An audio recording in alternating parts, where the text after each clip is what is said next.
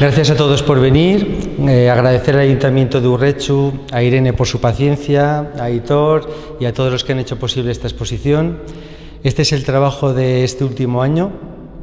En mi obra nace de la lucha por subsanar los errores y es como una especie de batalla en la que después de las heridas, pues a veces con suerte queda un poco de poesía. Y la verdad que me considero más buscador que pinta que pintor. Gracias a todos.